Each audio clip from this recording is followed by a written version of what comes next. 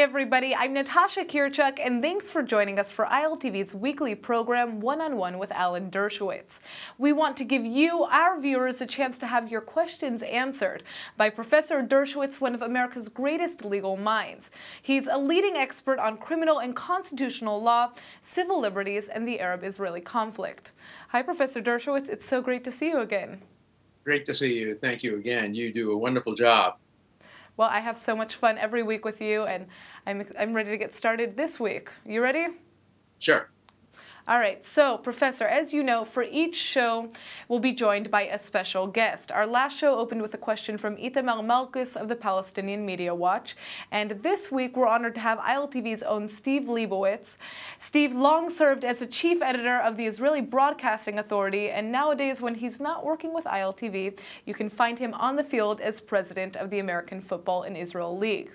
Today, Steve wants to talk about an issue that almost toppled the Israeli government over the weekend. The Israeli transportation minister has now approved work on the country's new light rail system during the Sabbath. And the move has Israel's religious Jewish community up in arms. Hi, Professor Dershowitz. This is Steve Leibowitz from Israel. My question is, in Israel, we currently have a political crisis over work that was done on the light rail in Tel Aviv. The minister in charge says he allowed the work because of public safety concerns. Don't you think that the Jewish state needs to relax some of its severe Shabbat restrictions? Steve, thank you so much for an excellent question. You put your finger on a very, very difficult problem. Obviously, Israel does not want to become France, which is intolerant of religion, won't allow women to wear burkinis on the beach. Who knows if they'll allow Hasidim to wear the Hasidic garb. Nobody wants to see Israel turn into France, but nobody wants to see Israel turn into Saudi Arabia either. It's not likely to become either of those countries. It has to strike an appropriate balance. And it seems to me that safety considerations have to trump religious sensibilities. And if, in fact, a minister has come to the conclusion that the safety requirements compel work on the Sabbath, that should be permitted. Look, Israel has the right to declare the Sabbath a day of rest, just the way the United States declares Sunday, the Christian Sabbath, a day of rest. But it has to do it with tolerance of the secular majority in Israel. And it's been a process, a work in process over the years. Obviously, it was wrong for people to put chains on roads, which have resulted in the death of people.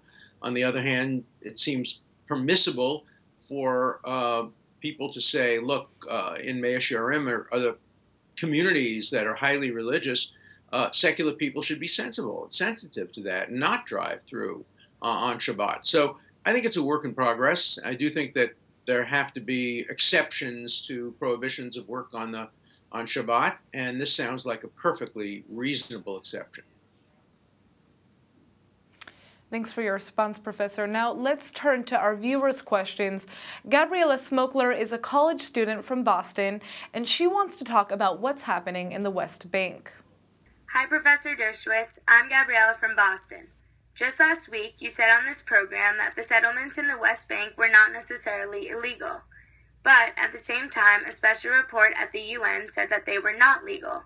Groups like Human Rights Watch and J Street say that they are even a violation of human rights. Personally, I think you're right, but a lot of students my age are influenced by J Street, which calls itself pro-Israel. So can you explain in greater detail why you were right and the United Nations and the others were wrong? Thank you. Well, the United Nations is easy. They're almost always wrong.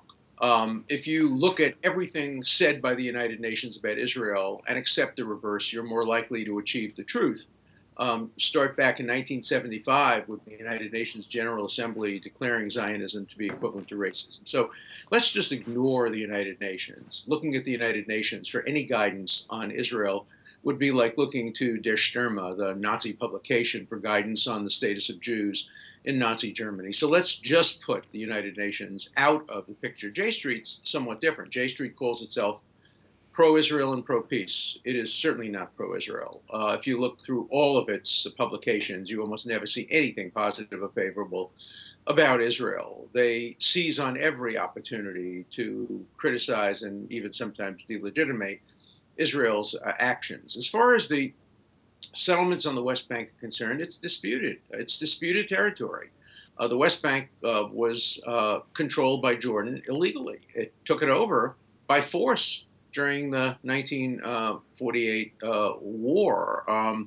Certain areas of the West Bank that were taken over were Jewish settlements that belonged legitimately belonged to Israel. Other areas not so.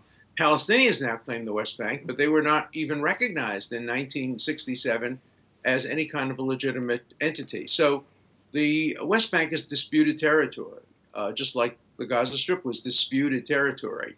I don't think the issue is a legal one. I think it's a political one. My own view is that a two-state solution, with Israel's security foremost in the resolution, is something that we ought to aspire to. That means keeping the settlements within current geographic areas. If there were to be a two-state solution, the current large settlement blocks would remain part of Israel. Nobody is taking Ma'ale Adumim or Gilo or the Etzion block and giving it to a Palestinian state. There would be land swaps and other negotiations. And I think part of the reason the Palestinians refused to sit down with Prime Minister Netanyahu and refused to make peace, they don't want to make painful compromises. They would rather leave it to J Street and the United Nations and Amnesty International and Human Rights Watch to resolve the problems for them. It'll never happen. The only way to get peace is for both sides to make, in the words of Prime Minister Netanyahu, painful compromises in the interests of security for both the State of Israel and the Palestinian people. Thanks, Professor. Now, our next question comes from Yoshua, who hails from Israel, but is interested in how U.S. law can be used to fight BDS. Let's hear what he has to ask. Hello, Mr. Dershowitz. A number of U.S. states and localities have passed anti-BDS legislation. I'd like to ask if you foresee the possibility of a federal law blocking BDS activities on that level. Thank you. Yehoshua, it's a great question. As many of your listeners know, I'm a strong supporter of Hillary Clinton for president, and she occasionally even listens to me when it comes to issues regarding Israel. If she's elected president, as the polls now suggest may very well happen, I will certainly press her and the new administration to pass federal anti-BDS legislation. Now, I wouldn't advocate legislation that prohibits the advocacy of boycotting Israel. That's free speech. But I would certainly advocate legislation which prohibits economic actions, that is, the actual boycott. We have a precedent for that. When the Arab boycott occurred, which was subsequent to the Nazi boycott. Remember, boycotting has a terrible history. The Nazis boycotted Jewish goods. Then the Arabs boycotted Israeli goods. I have been subject to the anti-Israel boycott. The head of the BDS movement refused to debate me at the Oxford Union. I wish he had. I would have beaten him very soundly. But he refused to debate me because he says, I am part of Israel advocacy, therefore subject to the boycott. Now, economic boycotts can be prohibited by law, and they should be prohibited by law. There's legislation now pending in California, in New York, and in a number of the leading states. Remember that New York and California together have economies larger than the vast majority of countries of the world. So if we can get those two states and several others, Illinois, Michigan, to enact anti-boycott and anti-BDS legislation along with the United States federal government, I think we can destroy the BDS movement. Now, having said that, the BDS movement does not intend to really win in the legislatures or even in the courts. What they're trying to do is simply poison the minds of students who will become the leaders of the next generation. They simply use the opportunity of BDS to lie and tell untruths about Israel. Organizations like Black Lives Matter called Israel genocidal and apartheid. That's the goal of the BDS movement, to create a new language relating to Israel and a false narrative relating to Israel. So even if we win in every legislature, we have to continue to fight against BDS on the campuses, because that's where the real focus today is. Professor, what is the line between freedom of speech and criminal activity? Well, the courts have had some trouble drawing that line, but they've been able to draw it. For example, I'm allowed to say that I think it would be right to keep women out of science. I can say that. It would be sexist and horrible. I would never say it, but I can say it. But if I actually take actions to prevent a woman from getting a job in science, that's illegal. The same thing, I can't refuse to rent my apartment to a black person or a gay person, though I could advocate laws being changed to allow that.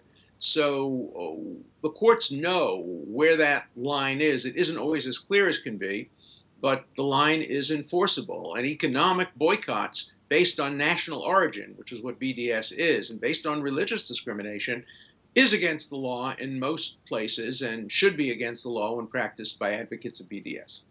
All right, Professor, let's turn our focus to a topic we discussed last week, the connection between Israel and the Jewish people living abroad. Viewer Davi Steinman hails from both Israel and Down Under, and his question for you very much speaks to me as well. Hello, Professor Dershowitz. My name is David from Australia and Israel, and my question is about Aliyah. I'm an engineer who moved to Israel, and I'm working on the Space IL project to land a robotic spacecraft, an Israeli robotic spacecraft on the moon, as well as I'm working on a startup in the transport sector. Last week you talked about the growing disconnect between diaspora Jewish community and Israel, and since unfortunately the separation of church and state won't happen overnight, I'm wondering about Aliyah as still the continuing Zionist solution as it was in classical Zionism. A lot of people do come here as tourists and of course have a good time, but I'm wondering what you see as the status of Aliyah, particularly for secular Jews, as it is clear for religious Jews. So I'd be interested in your thoughts on that. Thank you. Well, David, thank you so much. I have to begin, though, with a quip. You talk about startup and Space IL, which are great things. I'm hoping that Israel will win the space race and land its little mobile, small craft on the moon before anybody else. And you talk about a startup. When I was growing up, my mother taught me three things. First, she said to me all the time, "Don't start up, don't start up." That was a phrase meaning don't make trouble. Today, everybody wants to start up. And then she said to me, "Don't be fresh, don't be fresh." Today, everybody wants fresh. And she also told me, never borrow money. Today, of course, everybody makes money by borrowing money. So my mother, sorry, 0 for 3 on the advice you gave me as a child. So everybody should start up, be fresh, and borrow money responsibly in order to make more money. So congratulations on your work on behalf of Israel Technology. Your question is a great one and a very important one. Israel should be encouraging Aliyah among secular Jews as well as religious Jews, and they should be broadly defining who is a Jew for purposes of Aliyah and keeping the chief rabbinate out of those political issues. And I think Israel has to become a welcoming place for secular Jews. Aliyah is still absolutely central to the mission of Zionism, becoming more and more important every day. David, you may be spoiled a little bit because you come from Australia where the situation of Jews is pretty good. But imagine the situation if you lived in France today, or in parts of England, or in parts of Sweden, or in Poland, where they've just enacted legislation making it a crime to even say that any Polish people were complicit in the murder of Jews either during or following the Holocaust. So Israel still has to become the ultimate sanctuary for any Jew, broadly defined, who is being subject to any kind of discrimination at home. And we also ought to encourage Jews of every background to consider Aliyah. If I were a younger man and didn't have the kind of family connections I have, I would seriously consider making Aliyah. I always think about making a chatzi or chetzi Aliyah, partial Aliyah. I spend time in Israel. I'd like to spend more time in Israel. So I do think that Aliyah is central to the Zionist mission, and the Israeli government has to do more to encourage Aliyah, in part by making life more acceptable to secular Jews who do not want to live under the authority of the chief rabbinate, who don't want their marriages, their divorces, their child custody decisions, their other decisions, how to spend their Saturday, determined by rabbis who have official positions by the state. Herzl got it right when he said the rabbis should remain in their temples.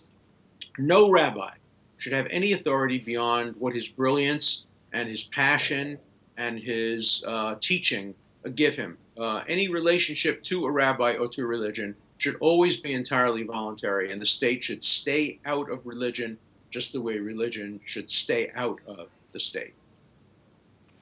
Professor, in one of your first books, The Vanishing American Jew, you once suggested that Jewish people may need to move to Israel in order to guarantee that their kids and grandchildren remain Jewish.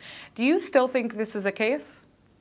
Well, assimilation poses substantial problems for the survival of the Jewish community, but it's a voluntary problem. I never compare assimilation to the threats posed by Iran or the threats that were posed to the Jewish community by the Nazis in the 1930s and 1940s. That was involuntary.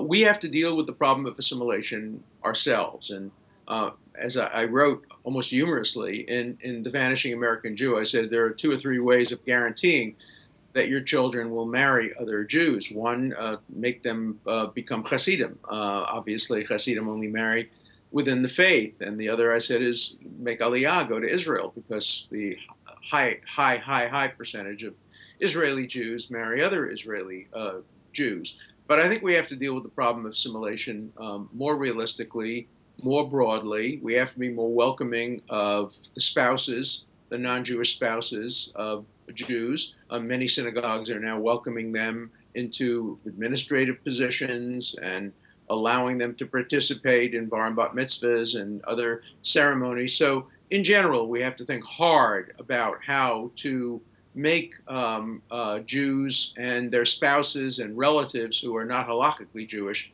feel a part of and welcome into the Jewish community.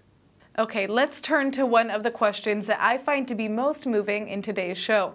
Our next question comes from Ivan, who hails from Thessaloniki, Greece.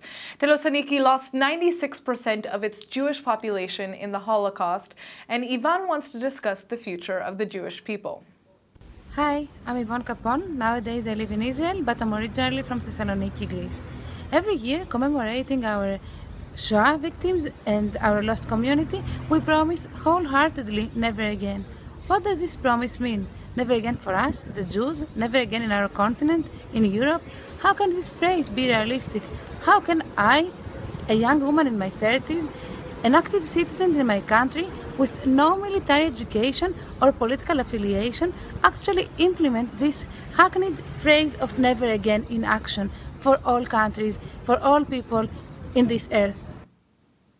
Well, Yvonne, that's a great question. I just want to make one brief comment about Greece. One of the great failures, excuse me, of the Jewish leadership during the Shoah was Greece. The Jews of Greece were relatively well protected when Greece was controlled by Italy, and when Mussolini fell and the Nazis marched into Greece, they killed virtually the entire Jewish population, including on the island of Rhodes, which was only a few miles from neutral Turkey.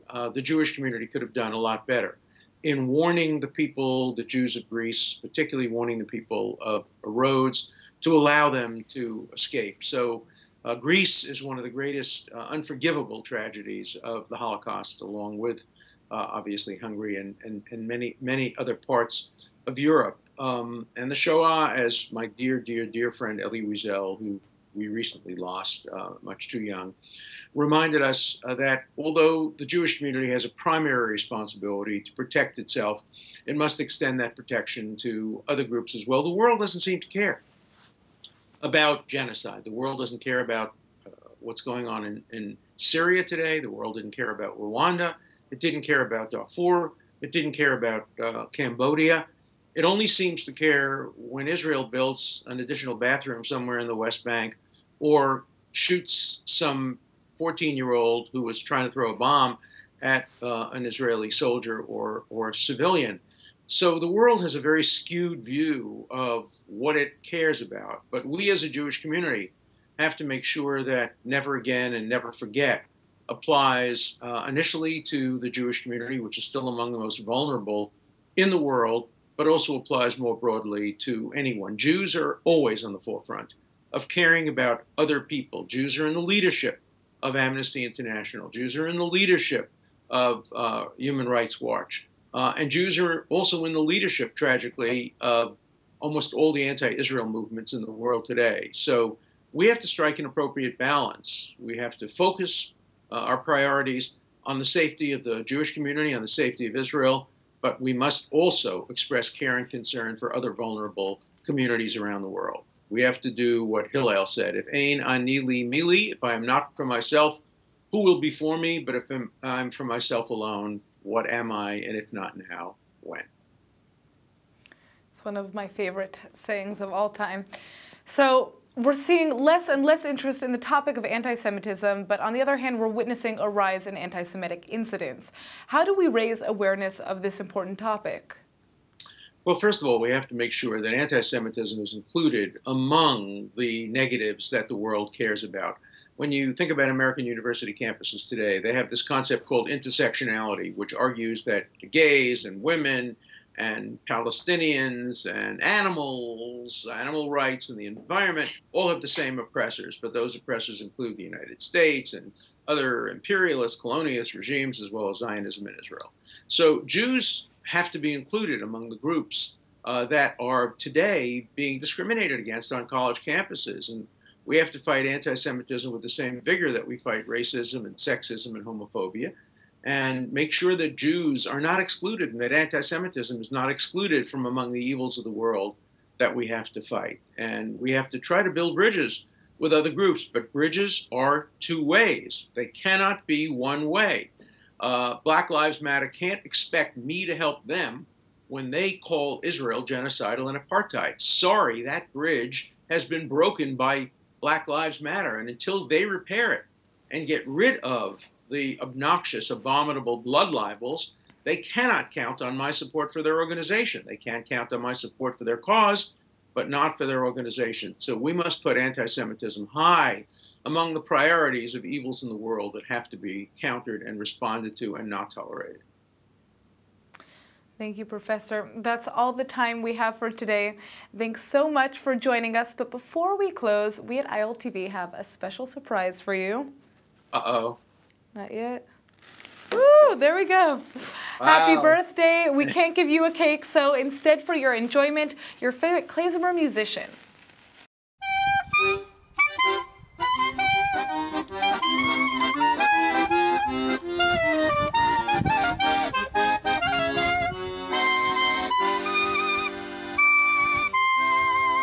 L'chaim!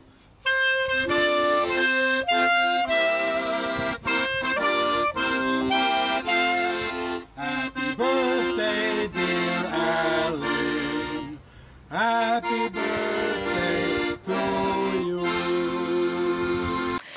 Bernie Marienbach, my landsman from Borough Park. Thank you so much. There you go. There you go. All right. Well, I also want to thank our guests, including Steve Leibowitz. If you'd like Professor Dershowitz to answer your questions, go to iltv.tv or our Facebook page and submit them. We can't wait until you join us again next week. Happy birthday, Alan. Thank you so much.